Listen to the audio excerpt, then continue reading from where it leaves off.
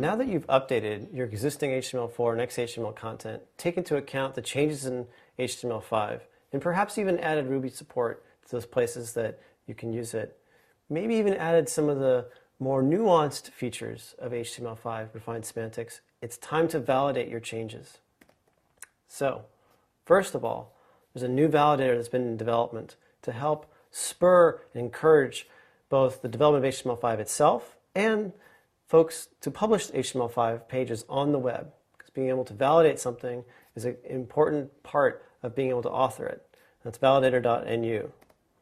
Fortunately, there's also a new favlet that you can drag and drop and install to one-click validate your pages with this new validator. And that's what I'm going to do right now. So if you go to favlets.com, you'll see a page fairly close to this one.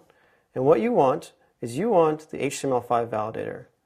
So if you go and hover over that, you can see it turns blue, and drag it into your toolbar, drop it, you'll get a little dialog box saying HTML5 validator. Go ahead and say OK, type a name for that, and there it is in our toolbar.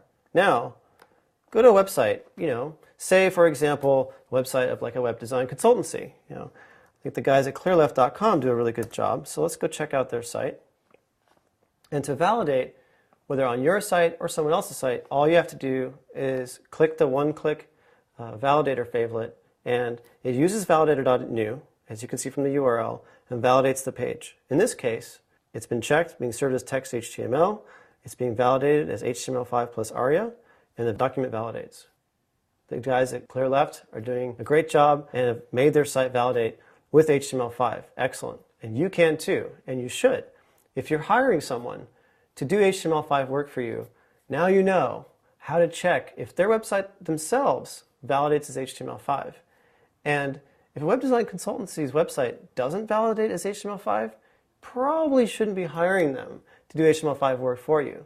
So let that be a call to action to all those out there who want to be web designers and professional web developers that are working on HTML5.